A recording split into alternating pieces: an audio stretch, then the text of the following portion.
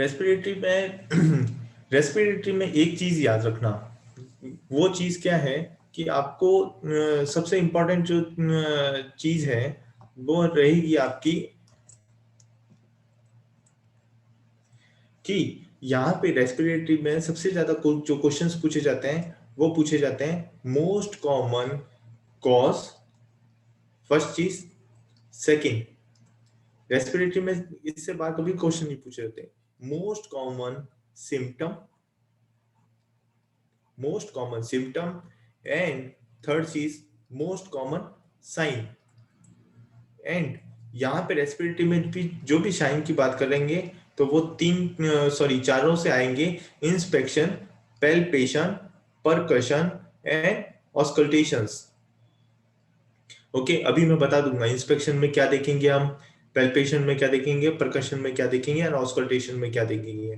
तो इसका एक चार्ट डेफिनेटली बना लेना इस तरीके से कि यहाँ पे आपकी डिजीज मेंशन हो और उसके फीचर्स यहाँ पे मेंशन कर सको कि इंस्पेक्शन में इसमें मीडिया शिफ्ट हुआ या वोकल फेमिटस कैसा है, या ब्रीथिंग साउंड प्रेजेंट है या एब्सेंट है, या परकशन में किस तरीके की नोट मिल रही है।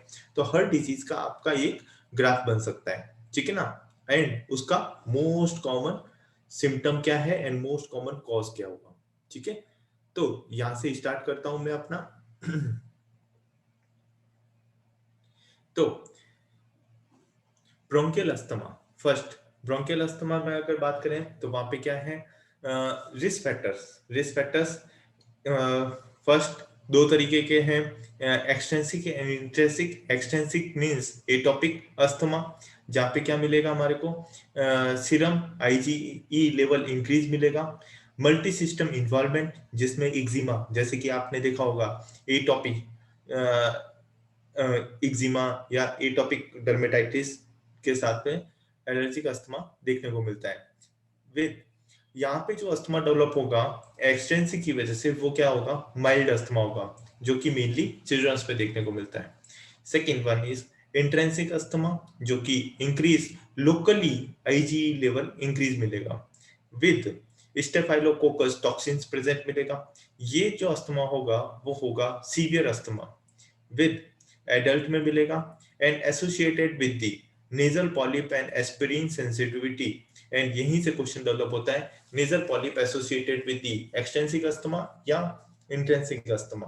Okay, then other risk factor of the bronchial asthma is infection. कौन से इन्फेक्शन की वजह से हमारा हो सकता है, first one is chlamydia, mycoplasma, then drugs, smoking and dietary factors. कौन कौन सी डाइटरी फैक्टर्स हैं जो कि आपको, स्मोकिंग तो पता ही है कि स्मोकिंग की वजह से अस्थमा डेवलप होगा, बट डाइटरी फैक्टर्स से क्वेश्चंस डेवलप होते हैं रेस्पिरेटरी में कि ब्रोंकियल अस्थमा में कौन सी डेफिशिएंसी की वजह से अस्थमा होने के चांसेस हैं।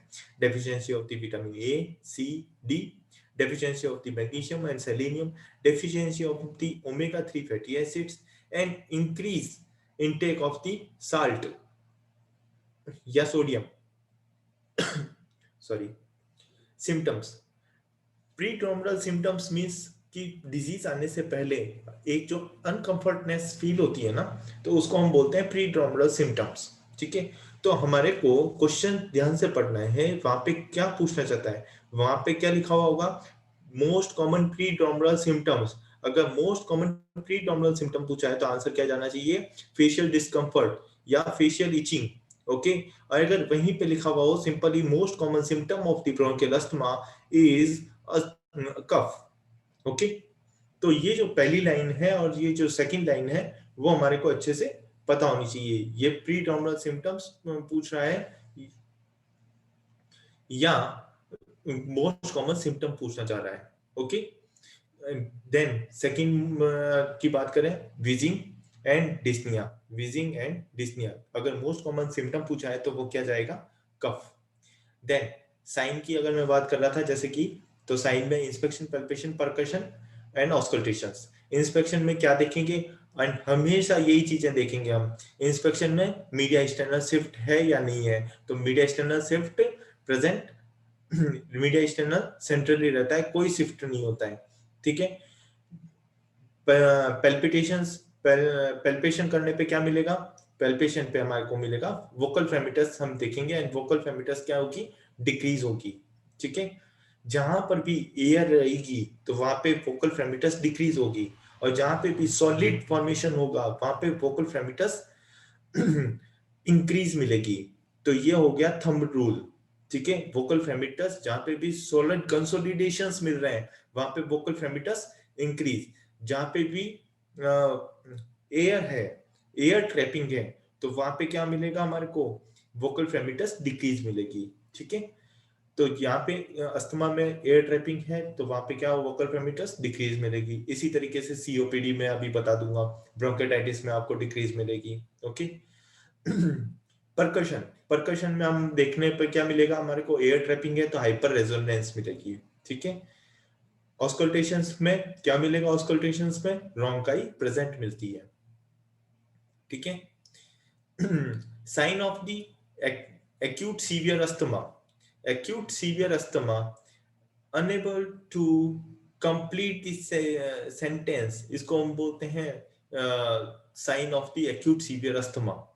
then use of the accessory muscles of the respirations, pulse कितनी पहुंच जाएगी, ग्रेटर देन 120, पल्सस पैराडॉक्सस प्रेजेंट मिलता है, एंड पल्सस पैराडॉक्सस प्रेजेंट है। ये कई बार क्वेश्चन पूछा गया है पल्सस पैराडॉक्सस से कि पल्सस पैराडॉक्सस किस में प्रेजेंट है। ठीक है, तो ये किसके अंदर प्रेजेंट है, एक्यूट सीवियर अस्थमा के अंदर। जब सीवियस की बात करेंगे तब वहां पे पूरा पल्सेस बताऊंगा, तो वहां पे एक साथ बता दूंगा पल्सस पैराडॉक्सस किस में प्रेजेंट है और किस में एब्सेंट है। Silent chest, bilaterally silent chest मिलता है, किसके अंदर मिलता है, एक्यूट सीवियर अस्थमा। ये सारे के सारे साइन है हमारे। इन्वेस्टिगेशंस, इन्वेस्टिगेशंस में पहली चीज ध्यान रखनी है हमारे को, इन्वेस्टिगेशंस क्या मिलेगा, चेस्ट एक्सरे बिल्कुल नॉर्मल मिलेगा, and PFT pulmonary function test spirometry कराने पे हमारे को क्या मिलेगा, ऑब्स्ट्रक्टिव पैटर्न्स, जो कि रिवर्सिबल पैटर्न्स में मिलेगा। ठीक है, जितनी भी अस्थमा बात कर लो, सीओपीडी बात कर लो, क्रोनिक ब्रोंकाइटिस की बात कर लो, ठीक है, ये सारी क्या है, ऑब्स्ट्रक्टिव पैटर्न। दो तरीके के होते हैं, ऑब्स्ट्रक्टिव एंड रेस्ट्रिक्टिव। ठीक है, वो कंप्लीटली अभी समझाने का नहीं है, ठीक है ना, बट अभी अपना को इतना सा याद रखो, हमारी अस्थमा क्या है, obstructive pattern of the respiratory को, पूरी डिजीज को, पूरे सिस्टम को दो डिजीज में बांटा है, एक तो है ऑब्स्ट्रक्टिव पैटर्न और एक है रेस्ट्रिक्टिव पैटर्न। तो अस्थमा किस में आता है, ऑब्स्ट्रक्टिव पैटर्न्स में आता है। तो यहाँ पे क्या मिलेगा हमारे को, इंक्रीज FEV1, FEV1 मतलब जो कि हम फर्स्ट सेकंड में जो सांस को एक्सपायर करते हैं फोर्सफुली, उसको हम बोलते हैं FEV1, forcefully expired volume in first second. ठीक है, जो कि ग्रेटर देन 15% इंक्रीज हो जाएगा आफ्टर द बीटा एंटागोनिस्ट इनहेलेशंस। मतलब कि पहले पेशेंट का आ रहा था 60% FEV1, but after beta antagonist वो कितना हो गया, वो हो गया है 90%, मींस ग्रेटर देन 15% इंक्रीज हो गई है वैल्यू। तो मींस कि वहां पे बीटा एंटागोनिस्ट काम कर रहा है, मतलब वहां पे सिंपली ऑब्स्ट्रक्शन था। तो ये टेस्ट होता है हमारा इस PFT for a bronchial asthma. Okay, ABG analysis अगर करेंगे तो वहां पे क्या मिलेगा हमारे को, respiratory alkalosis. Then second test है हमारे पास में मेथाइल कोलिन या हिस्टामिन चैलेंजेस टेस्ट। अगर मान लीजिए मेरा पेशेंट आता है और उसको उस टाइम पे अस्थमा का अटैक नहीं है, तो मेरा क्या होगा, FEV1 इतना फ्लक्चुएट नहीं हो पाएगा। ठीक है ना, तब हम क्या करेंगे, पेशेंट को क्या करेंगे, उसको एलर्जन देंगे, एलर्जन मीन हिस्टामिन चैलेंजेस देंगे। तो उससे क्या होगा, उसकी FEV1 की वैल्यू क्या हो जानी चाहिए, डिक्रीज हो जानी चाहिए, और जो डिक्रीज होती है वो कितने से ज्यादा हो जानी चाहिए, ग्रेटर देन 20%। ठीक है, तो इसको हम कहते हैं पॉजिटिव टेस्ट, इसको हम क्या कहेंगे, पॉजिटिव टेस्ट। ठीक है, then exhaled nitric oxide test किसके लिए यूज किया जाता है, ये बाय नेम पूछा जाता है। Exhaled nitric oxide test is useful for the bronchial asthma. Okay, then then आता है हमारा सीओपीडी, ठीक है।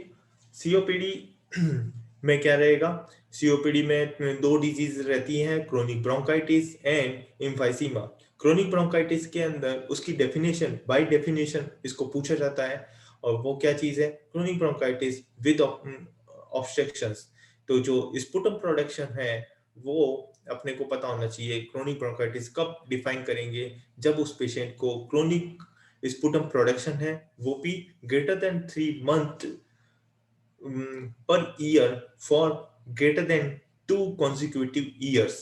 एक साल में 3 महीने से ज्यादा उसको तकलीफ है और लगातार 2 साल से उसको दिक्कत होनी चाहिए, तभी उसको हम क्या बोलेंगे, क्रोनिक ब्रोंकाइटिस। ओके, ऐसे नहीं ग्रेटर देन 3 month है। और ये इसी चीज को कंफ्यूज करते हैं, ग्रेटर देन 2 month पर years and greater than 3 consecutive years। तो ये जो डेफिनेशन है इसका पैटर्न याद रखना, और इसी पैटर्न से क्वेश्चंस में ऑल एक्सेप्ट में कंफ्यूजन करते हैं ये, ठीक है ना। यहीं से क्वेश्चंस पूछा जाता है क्रोनिक ब्रोंकाइटिस का, ठीक है। Emphysema, emphysema means parenchymal destruction plus destruction of the airway distal to the terminal bronchioles. Terminal bronchioles से डिस्टल पार्ट में क्या हो गया है, इलास्टिसिटी लॉस हो गई है, तो पेरेन्काइमल डिस्ट्रक्शंस डेवलप होने की वजह से क्या डेवलप हुआ है, एम्फाइसीमा डेवलप हुआ है। एंड सीओपीडी के रिस्क फैक्टर कौन कौन से हैं, smoking, genetically alpha 1 antitrypsin deficiency, age less than 50 years, family history present मिलती है, नॉन स्मोकर्स होते हैं ये, ठीक है। पेन एसिनार एम्फाइसीमा, ऑक्यूपेशनल में गोल्ड स्टैंडर्ड, गोल्ड माइनिंग में काम करने वाले एंड कोल माइनिंग में काम करने वालों को ये रिस्क फैक्टर होता है सीओपीडी का। देन अगर एयर पॉल्यूशन की अगर बात करें और रेस्पिरेटरी सिस्टम की बात कर रहा है, दो वर्ड याद रखना, रेस्पिरेटरी सिस्टम की बात कर रहा है एंड एयर पॉल्यूशन की बात कर रहा है, तो वो मोस्ट कॉमन एयर पॉल्यूशन कौन सा होगा, सल्फर डाइऑक्साइड, ठीक है। अभी मैंने यहाँ पे सीओपीडी के अंदर बताया, आगे चलने पे मैं वापस से बताऊंगा, ठीक है। एयर पॉल्यूशन वापस आएगा अभी, ठीक है।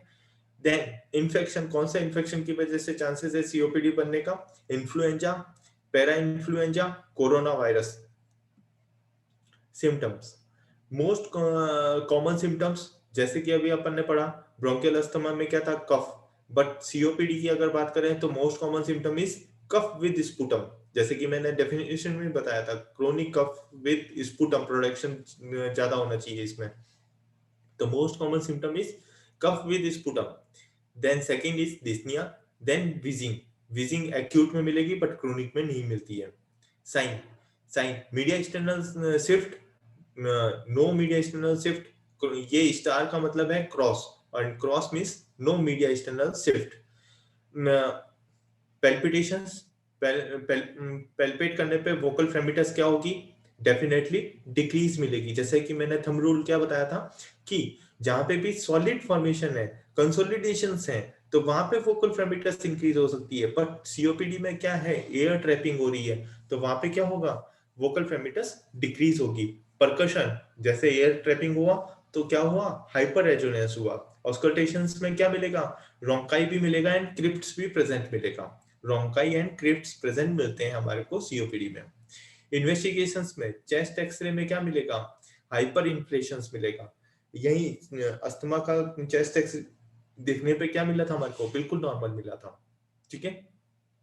यहाँ पे पल्मोनरी फंक्शन टेस्ट किया तो यहाँ पे क्या मिलेगा, इरिवर्सिबल ऑब्स्ट्रक्टिव पैटर्न्स मिलेंगे, ठीक है। जहां पे FEV1 की वैल्यू जो इंक्रीज होती है वो less than 12% after the beta antagonist, अगर ज्यादा होती तो वो क्या होती, हमारे लिए अस्थमा होता, बट अगर लेस देन 12% है तो हम उसको कह सकते हैं कि यहाँ पे उसको क्या है, सीओपीडी है पेशेंट को।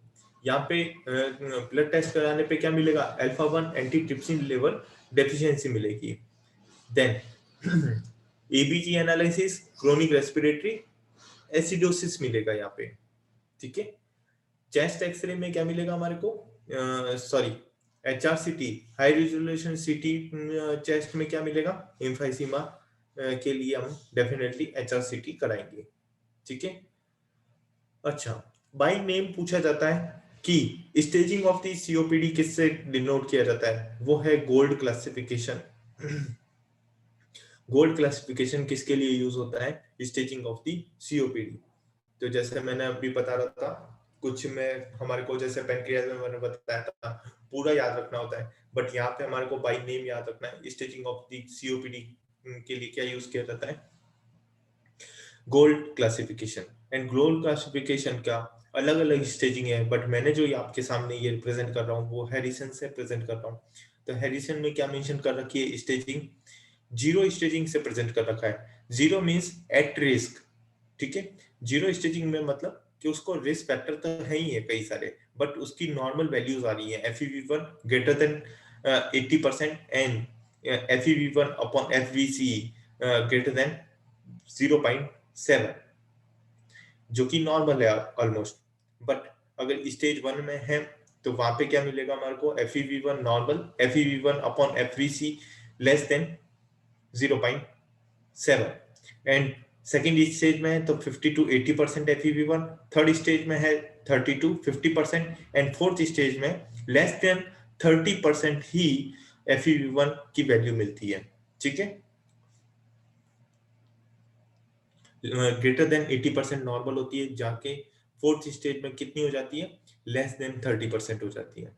कॉम्प्लिकेशंस की बात कर लेते हैं लास्ट सीओपीडी में, कि कॉम्प्लिकेशंस क्या डेवलप होगा, cor pulmonale, second congestive hepatitis, third right ventricular cardiac output decrease होगा। अगर right ventricular cardiac output decrease होगा तो अल्टीमेटली लेफ्ट में कम आ पाएगा। तो लेफ्ट वेंट्रिकुलर कार्डियक आउटपुट अगर डिक्रीज होगा तो क्या होगा, हमारा रेनिन एक्टिवेट होगा, तो रेनिन इंक्रीज होगा, और रेनिन क्या करेगा, अल्टीमेटली एल्डोस्टेरोन को एक्टिवेट करेगा एंड एल्डोस्टेरोन इंक्रीज होगा। एंड एल्डोस्टेरोन का आपको पता है दो काम होते हैं, water retention and sodium retention. तो अल्टीमेटली क्या करेगा, सोडियम रिटेंशन का काम करेगा, ठीक है। यहाँ पे TNF alpha increase lead to the cachexia, tumor necrotic factors, okay। अब मेरे को लगता है कि डॉक्टर जी नेक्स्ट क्लास लेंगे शायद तक, फिर हम नेक्स्ट क्लास से हम ब्रोंकिएक्टाइटिस को स्टार्ट करेंगे, जहाँ से पूरा